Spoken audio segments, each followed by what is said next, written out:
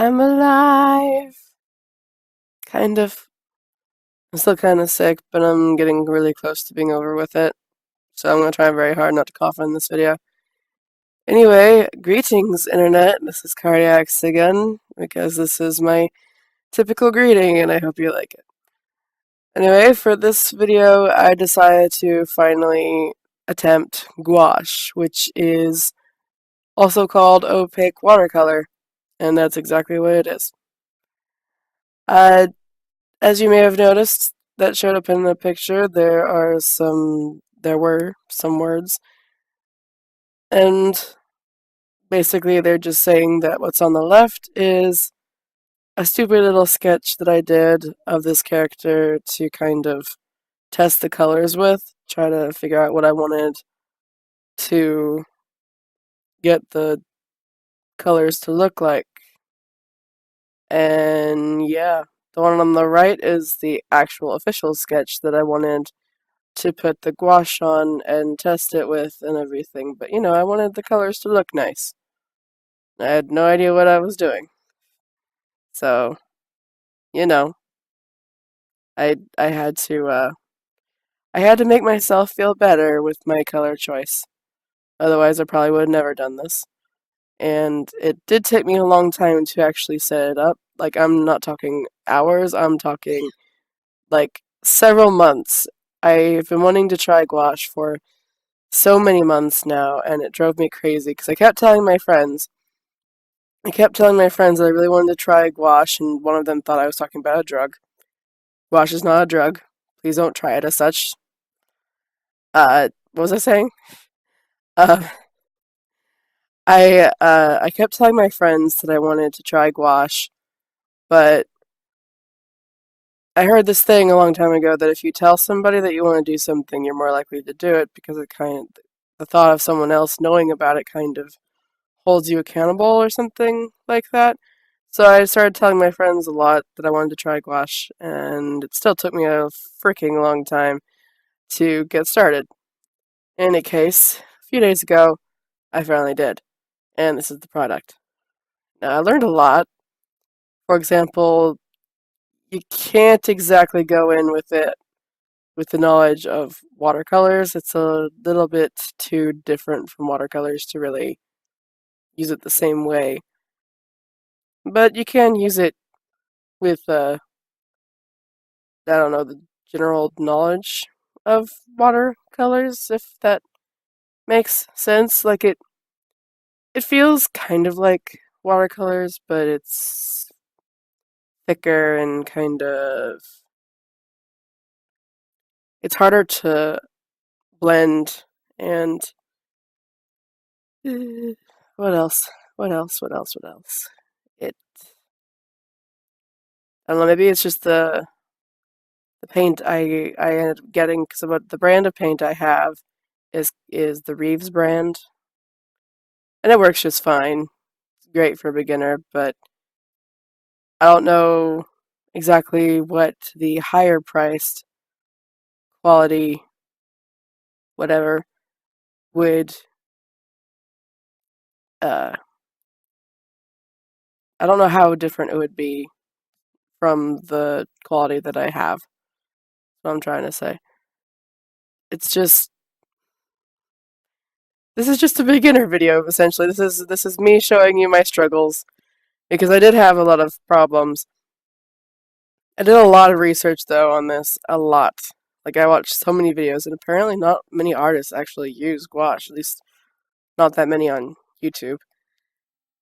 Regardless, I did find some tutorials that taught me some things, so I was prepared for the difficulties. For example, blending the colors. Like, this character Cavita is supposed to have a really light teal blue that goes into a really deep purple gradient kind of thing on her wings. So that was kind of fun to play with. Another thing that I was going to mention first and before the blending thing is that supposedly these paints are essentially always reactivatable. So once the paint has dried, you can just go in with water on the paper and reactivate the colors and lift them right off. Supposedly. I haven't really tried that, but I kind of believe it because when I was trying to work on this, I used a tissue on um, a bit of paint that I thought was dry. Like I added some wet paint on top of the dry paint, and I thought the underlayer wouldn't pick up. If you do that on watercolors, the lower layer that has dried will not pick up. It shouldn't, anyway.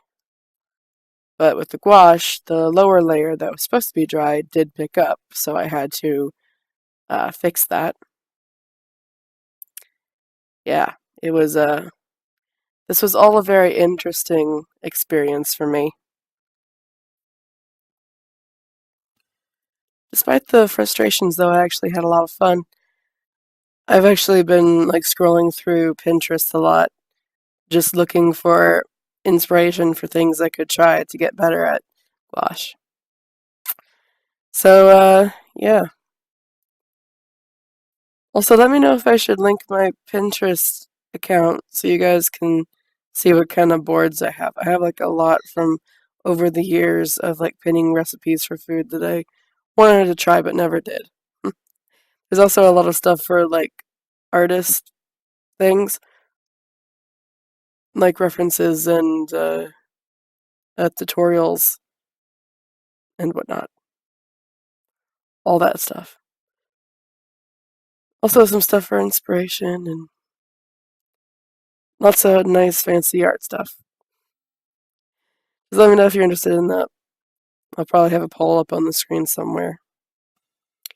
I actually used a reference from Pinterest to get this pose right. I was having so much trouble trying to figure out the pose by myself, so I decided I needed a reference. And I highly recommend using references if you ever have a trouble with trying to get something right. It's definitely an invaluable tool. It's one of the reasons why I like Pinterest. I kind of refer. That's a word now, refer. I kind of refer to Pinterest as a kind of black hole because whenever I open it up to find a specific thing, I always end up just scrolling for hours, just looking at all of the neat little pictures and things that would be interesting to an artist such as myself. And it's crazy. I really wish that didn't happen, but I suck at managing time, so it always jumps away from me. By the way, if the audio is synced with the video, then you should have noticed that there was a bit of an accident.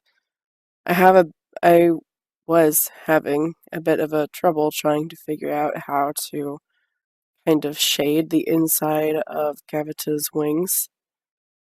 It was very confusing. I kept thinking about adding gray, and that's probably what would work with watercolor, but it wasn't working with the gouache. So I'm thinking if I had just taken that color for the arm structure, I guess, that dark purple bit right there, if I had just taken that color and mixed it with some gray or something, that might have worked. Making up a whole new language here.